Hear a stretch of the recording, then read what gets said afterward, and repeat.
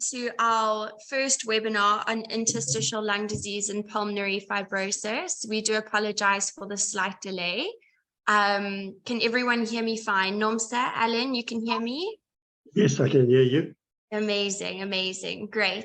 Alan, thank you so much for joining us. We really appreciate it. I'm going to let you introduce yourself in a second. For those of you who don't know me, my name is Missy. I do the marketing and communications for rare diseases. And I'm sorry for the bright light. We are load shedding, so I've got my cell phone's torch shining in my face. And we've got Nomsa joining us. Norms, if you want to go ahead. Hi, everybody. Hi, Nomsa. I'm not muted. Okay, just making sure. Hi, everybody. I'm Nomsa. Yeah, Missy, like Missy said, also have the light shining in my face because it's my phone touch because I've been battling. I'm so jealous of Ellen because looks like Ellen's kitchen is full on with lights. That breaks my heart. Till to 8, only till 8 o'clock. I'm Nomsa, I'm the patient coordinator of rare diseases, also working very closely with quite a lot of things when it comes to patient advocacy. So that is how I also know Ellen and Missy. Thank you. Thank you so much. Alan, would you like to tell us a little bit about yourself, give us a bit of background? Okay. I'm Alan Gould. I'm here in Cape Town. I was diagnosed in 2018. I've been very active in sports, 25 years as a rugby club, rugby referee. So it used to be, so it was about 300 minutes every Saturday, Friday night, Wednesday. So I was extremely fit. But then in January 2018, I had a hip replacement. So I had to ease up on exercises. And then I started getting flu and bronchitis. And I went to the doctor in July 2018, Dr. Teron, and she sent me for an X-ray and immediately sent me to Dr. Tony Bebok, our pulmonologist here in Cape Town, who arranged for a lung biopsy, which was done in September 2018. He then told me in 2018, I have lost 31% of my lungs. And I've got idiopathic pulmonary fibrosis. In January 2019, I'd lost a further 14%. He put me on Perfinex, imported from India, which seemed to stabilize the illness, but then we were stopped by the government from importing Perfinex. So in January 21, I had lost then 53%, which was only 2% down from 2019. I was on Esprit for nearly 2 years and slowly had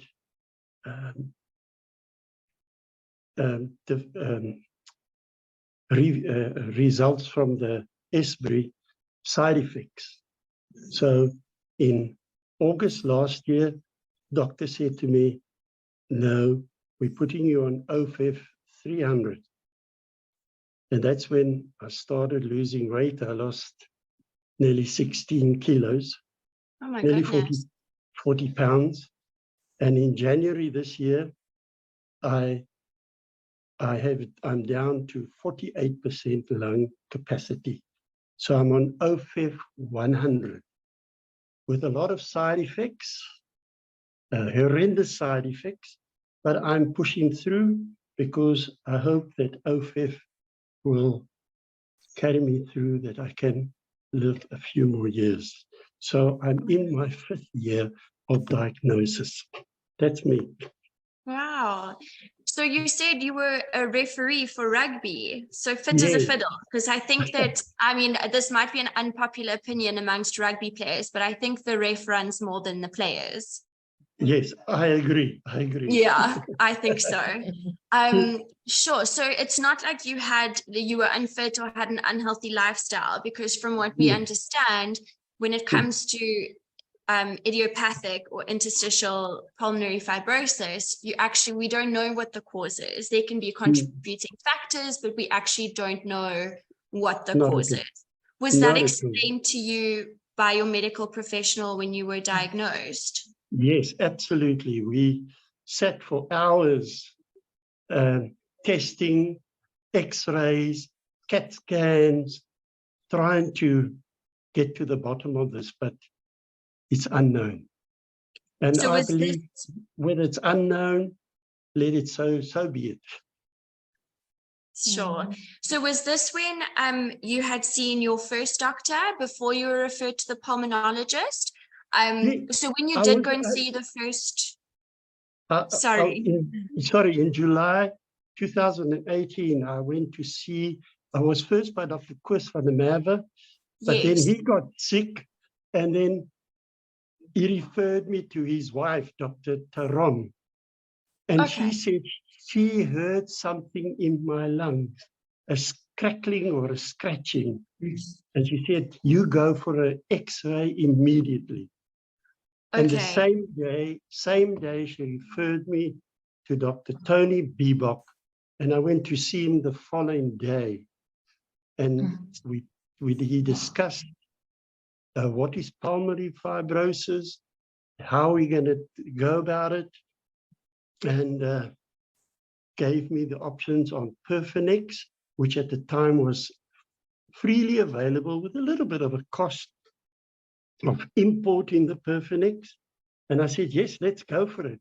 And then he did the biopsy to confirm that it's idiopathic, because he sends it to several, the biopsy to several pathologists, and they all came back with idiopathic, unknown. I worked in an office. I was an operations manager, so there was no exposure to, well, most probably dust, but there was nothing that I was exposed to. Yeah, it's not like you were mining or working around chemicals that would have not at all. caused that. I suffered with sinuses all my life, and I had asthma as a child, and I outgrew that. So I never used a pump or nothing until, of course, when Dr. Bebok gave me the news, and he's walked through this process. I tried to get onto one of the trials from America, but I was not accepted. You know why? They said I had latent TB, and they couldn't use me. But Dr. Bebok said every second person in Cape Town has latent TB. So I've gone into it. I don't know where I would have picked up TB. I don't know. Yeah. We don't know. We don't know. I'm sorry to jump in. What a very interesting patient story and journey that you went through. It's very rare to get a doctor that will actually sit the patient down and take you through patient or disease education.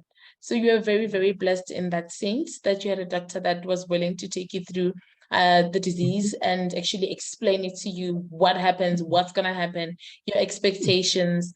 And I wanted to ask you, when you first heard that there is treatment, particularly Prefidin, because you started on it, hey?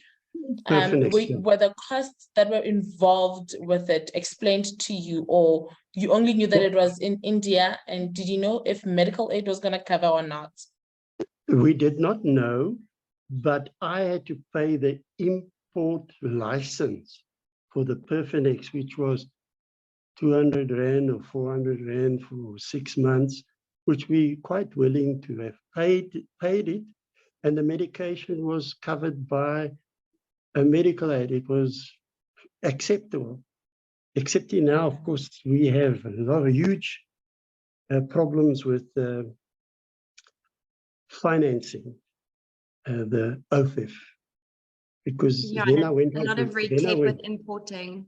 yeah, then I went on to this Esprit, and we had to get permission from the medical aid, and they would cover 50%, which was only 20,000. And then they covered with ex gratia. So they covered the Esprit. But then, of course, when I went to OVIF 300, that was 36,000 Rand, and half was paid by the manufacturer and half covered by medical aid ex gratia. But now that I'm on OFF 200, which is 18,000 Rand a month, half is covered by the manufacturer and half by ex gratia. So the medical aid has been very, very, very kind to me. Kind. Yes, you mentioned that you started. No, I just You're wanted to sorry, say I'm miss. so happy to hear that. I'm so happy to hear that you have access to the treatment. I'm so, so happy to hear that. Sorry, Norms, carry on. There's a lot of people that don't have access. It's very Yes, true. yes. Yeah. You mentioned that the doctor started on a 300, hey, with the current treatment.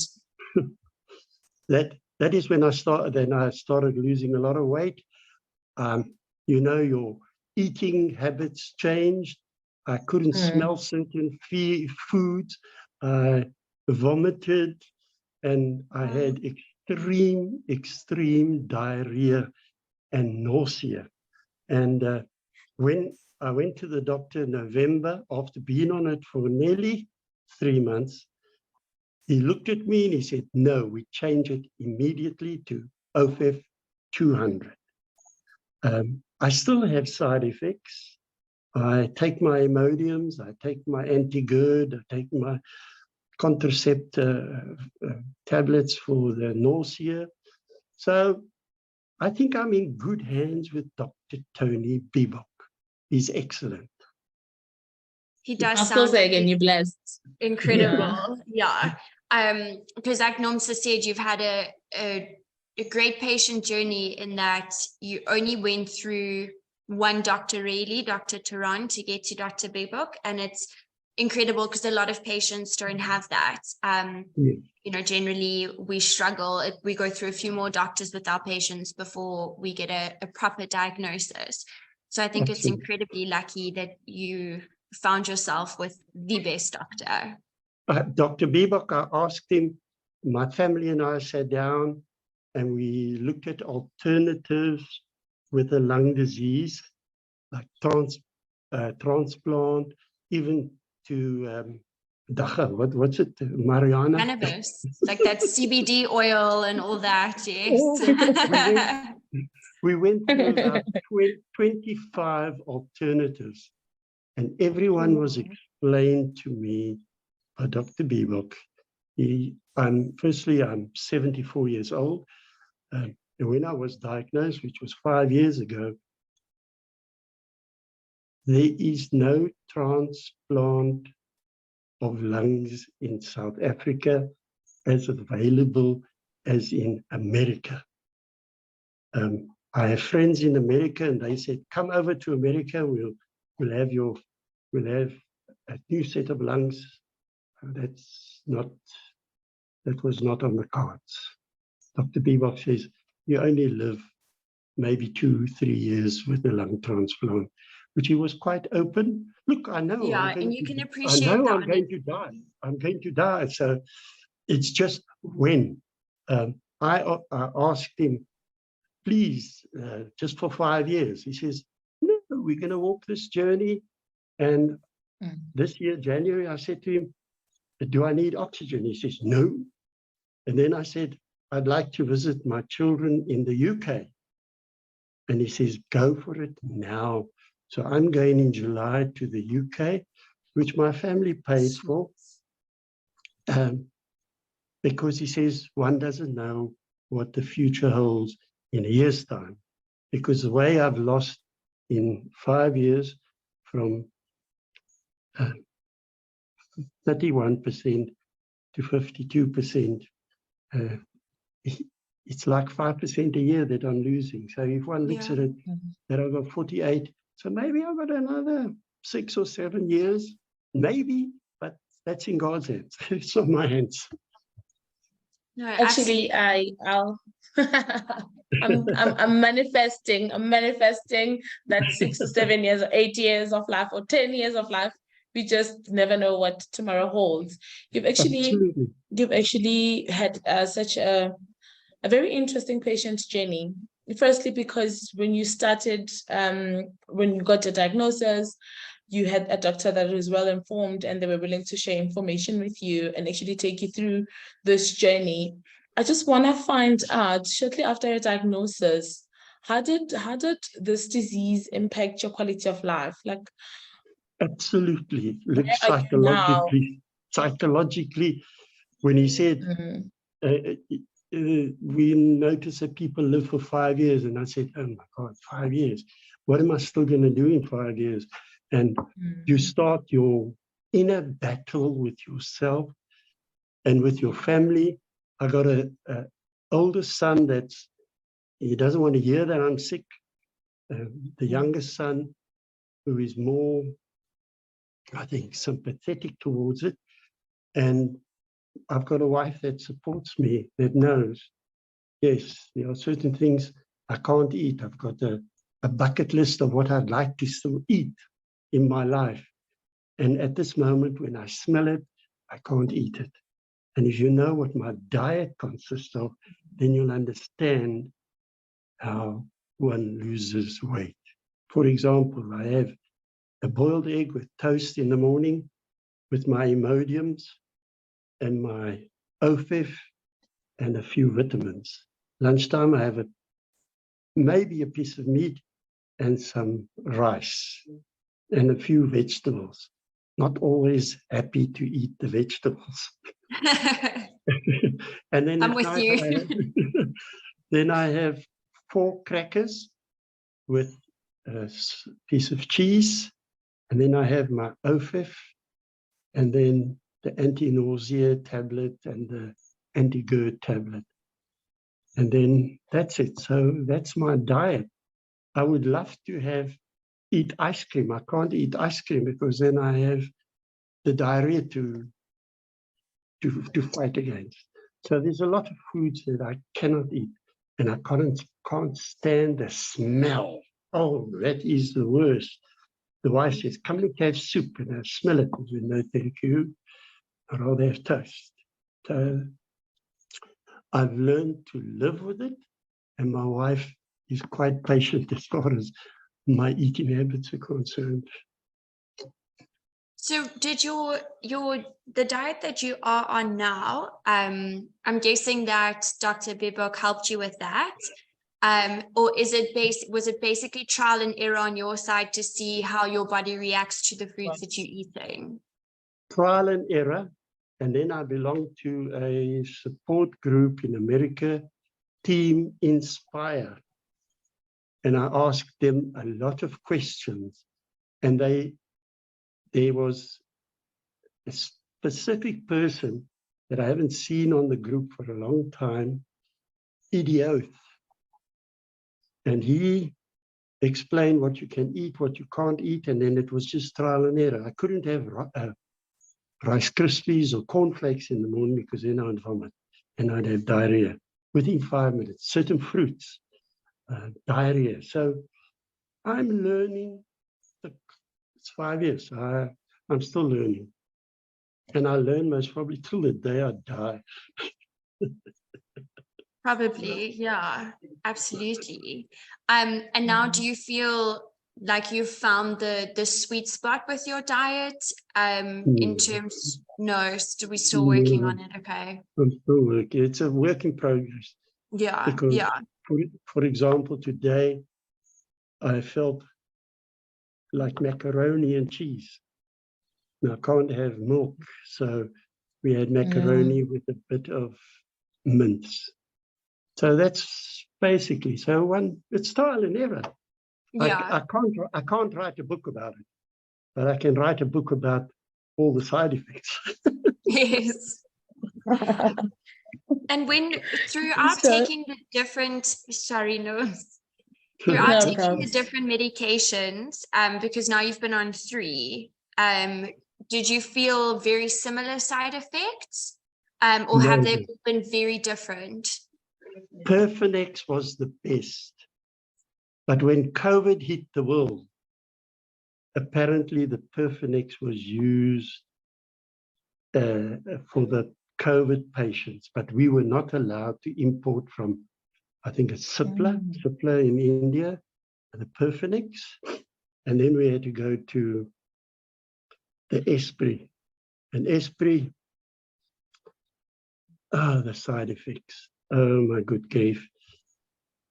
I was stuck at the house for more than a year that one couldn't venture to the shops without problems. And then, of course, then he put me on the OFF 300, Yeah. which I think perhaps was a mistake because that was very drastic.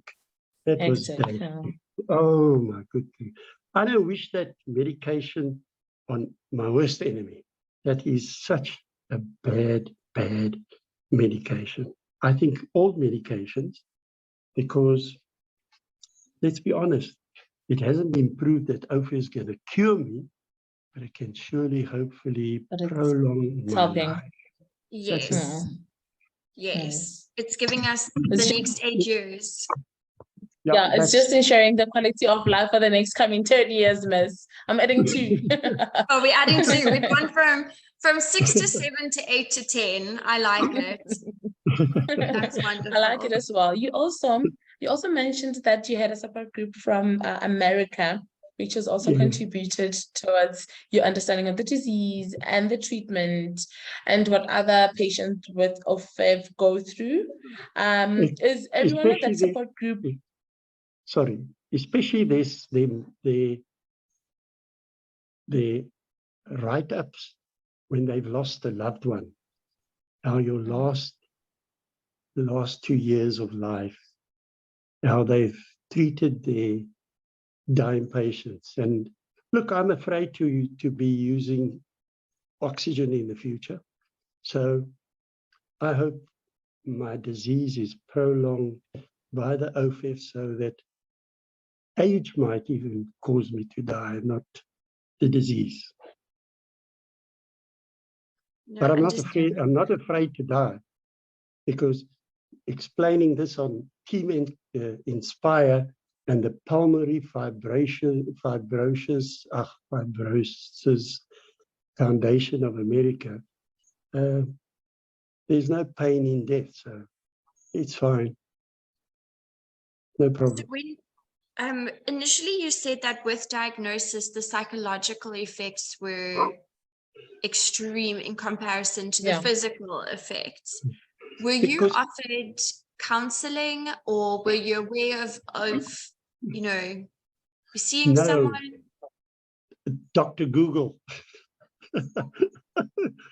Which Where is everybody probably goes. not the best. I was on the internet to listen to stories and to experience. There is no counseling in South Africa. I went to the Lung Institute of South Africa. They could not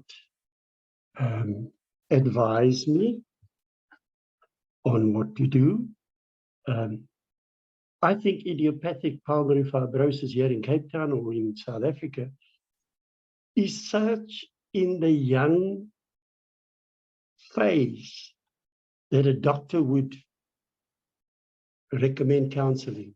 But I went to my spiritual leaders and they just looked at me. They didn't understand the disease, because every time they see me, they say, "Oh, but you look well."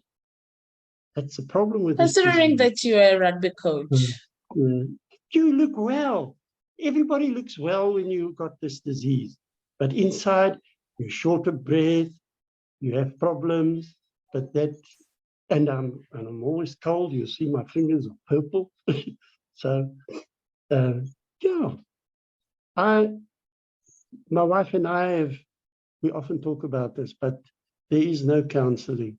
I don't think there's a counsellor in South Africa that knows IPF.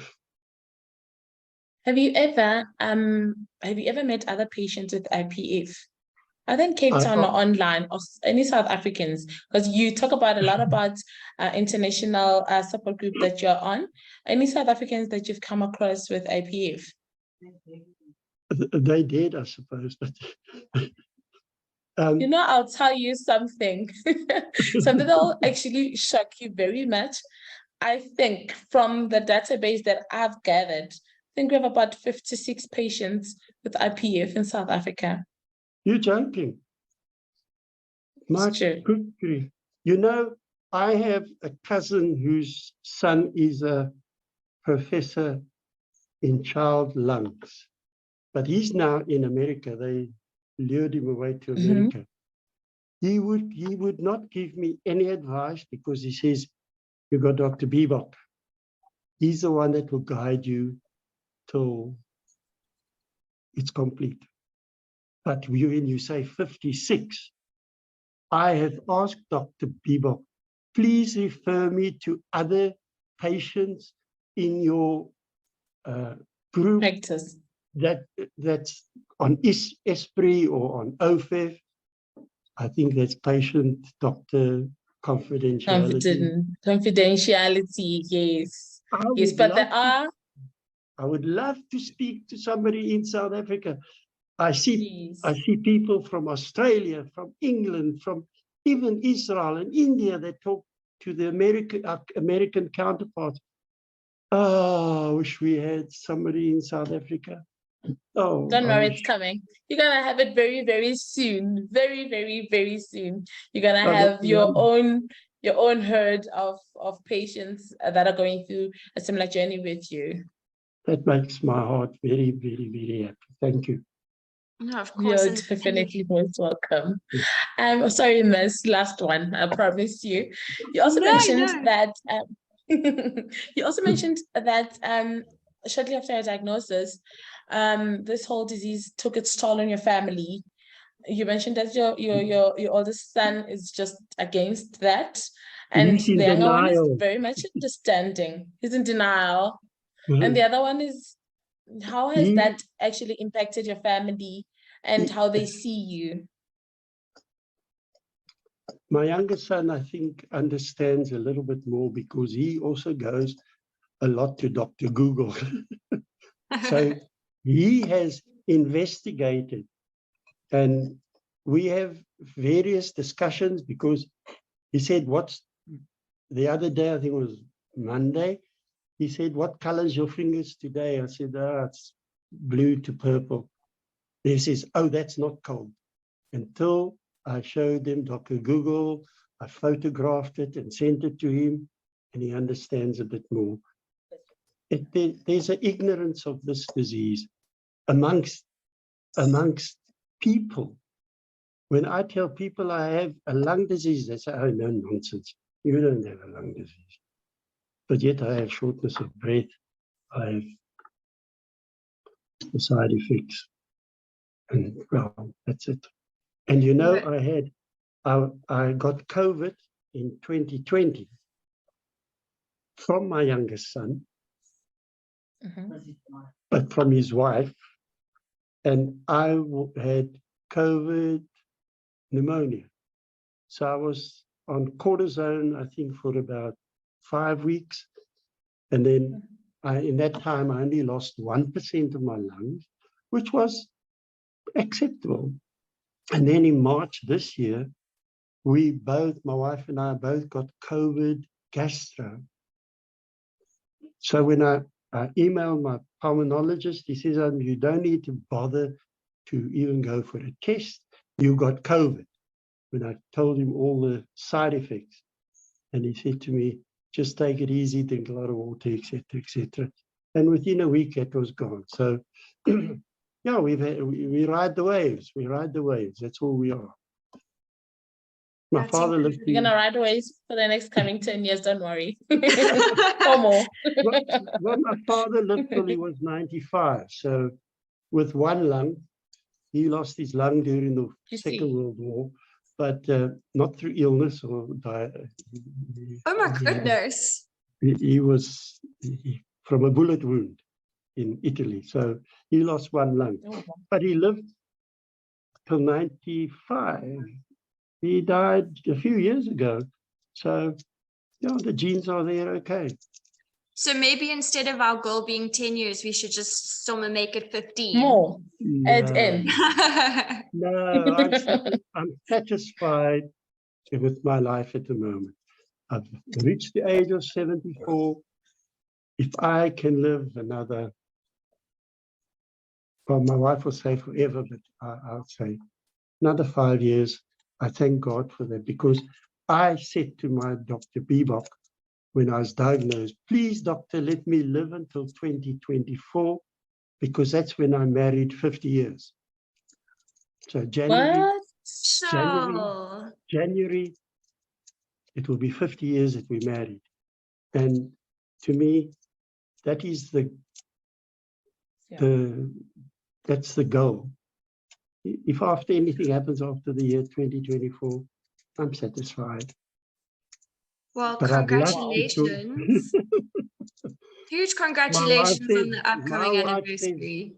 My wife says I must live longer, so I listen to the boss. Absolutely. Best to remember she's the boss. So at the moment, your lung capacity is 48%. Yes. Is that correct? That's Okay. correct. And it's been at 48% for how long did you say? 6 months. For 6 months. When would your next test be? How often do you test?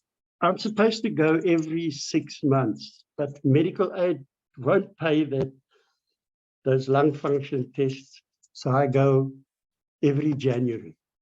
Okay, so once so you I go see him in June to get a new script for the following 6 months. And he will just listen to my lungs without doing a lung function test, because that costs a lot of money. And which I wish in our country was more available, but it's not. And then in January, I go again for the lung function tests, etc. And then I will know. But I've lost, as I said, I've lost 17%, 19% in 5 years. From 71 to 48. So no, it's fine. You do the maths. I actually just wrote it down to try and do the maths.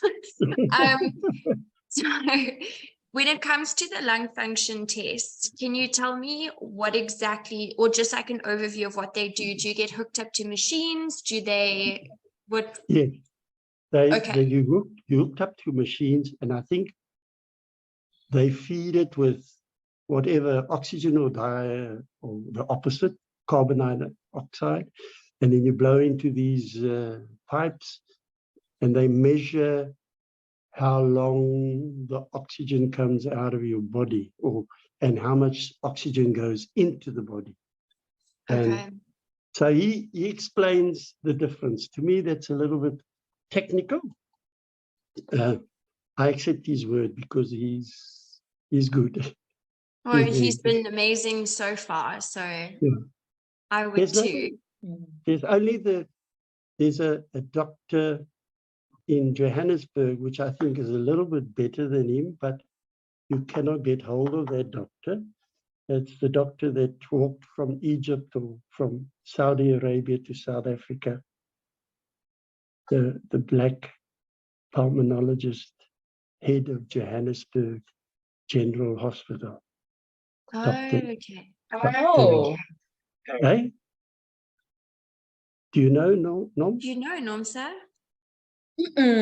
I don't. Kel, do you have an idea? No, I don't. But Wow, that's interesting. I read his story that he walked from Ethiopia, somewhere there, down to Tanzania, down to South Africa, became a car guard and studied to be a doctor, and then a pulmonologist. And he's one of the top pulmonologists in South Africa, even for COVID. He was quite a good, very, very good doctor. But I spoke to my pulmonologist. He said, I don't think it's worth going to Joburg because I've got Dr. Pivok here. And when I wrote So, to this Mr. doctor, Allen. So when I wrote to this doctor in Joburg, he asked me, who's your doctor? And I said, Dr. Bivok. He says, you're in the best hands. So I accept. Oh, okay. You've just given me homework. I'm going to do my homework. You have I was just going to given me say, homework. there are a few things that have given me some food for thought, absolutely. To go back and do some research on, for sure. Right, I know, Miss. I know. And Alan, we'd also love to get you in touch with our other patients as well, so that you can chat to them. You can give them my email address, my WhatsApp. I would love to correspond with them. Oh, thank you Must so much. definitely do that. Thank Second you. last one. This, I promise you, Miss, this is the last one. I never believe you when you say that. Just honestly trying to understand the patient's journey. You also said your oldest son, he's in denial, like complete denial. Do you think it's because of the lack of education around diseases, or is there anything we can do to expedite all of that, just to make sure that people understand, like caregivers understand, families understand? No, he doesn't understand and says he will never understand, because we're in God's hands and he believes that God will direct. He doesn't even believe the medication that I'm on is good. So he's a vegetarian, he's a mountain climber, and he's a health fanatic. And there's no way of changing his mind. No, not at all. So, which I live with it. It's fine. So we don't talk about my sickness. He phones my wife and says to my wife, how's Dad? My wife says he's okay. So we just say, I'm okay. There's no problem with that. I suppose the day I die, then he'll have crocodile tears. I think that, the struggle is, he obviously is very strong in his beliefs. And I think the struggle also comes in when you'd rather not know. Ignorance is bliss. Yes, absolutely. Yeah, for sure. No, Norms, are you still there? I look like I've lost you. That means the conversation's now over with Nomsa. Yeah, Nomsa's left us. But Alan, I'm back. Norms, did you have another question? No, I got everything that I needed. I fully understand Alan's patient journey, and I have a lot of homework to do now because of him. So yeah. Carl, I'm not sure if you have any questions for Alan. No, just to say thank you so much, Alan. And I also think that, obviously we have lots of experience with IPF, etc. But I actually saw your article, your note to the editor in the U magazine this weekend. They wouldn't print my doctor's name. Because I'm sure. We have another member in our congregation that's got cystic fibrosis. Yes. So I've been following her progress the last 10 years. And how often she must go into hospital when she has a cold or whatever. Yes. And then I think, I don't have to go into hospital at all at this stage. I just have this drying up of the lungs, which is, I don't know. Yeah. So obviously the mechanism of disease is quite different between you and the cystic fibrosis patient. But I just wanted to say, I just wanted to say thank you so much, because I think I think certainly when, even for me as someone who's worked in this industry for a long time, it's encouraging to see people being willing to share their stories in terms of, share that A, they have a condition, B, how it's impacted them, and C, what the difficulties are. So I just wanted to say thank you for being willing, and also thank you for sharing your story this evening, because I think it reminds us why we do the work that we do, and that there's lovely patients like yourself out there needing help, and it just encourages us to keep going. So thank you. Thank you very much. Okay, Alan, we do have one comment from one of our attendees. Her name's Delani. She says to please contact the NSIP WhatsApp group. So I'll get in touch with her and then put you guys together. Thank you very much. Of course, of course. Thanks, Delani. And Alan, like Kelly said, thank you so much for taking the time to join us. It's been so wonderful to talk to you, and we so appreciate you sharing your patient journey with us. As Norm said, you've given us a lot of homework and a lot of food for thought, and that's exactly why we do this. So thank you. Thank you so much. Thank you very much. God bless. Thank you very much. And so thank you to your lovely wife for helping with yes, for her assistance. Yes. And thank you to everyone who joined us for our webinar. Everyone have a lovely evening. Thank you. Thank you. Bye-bye. Bye.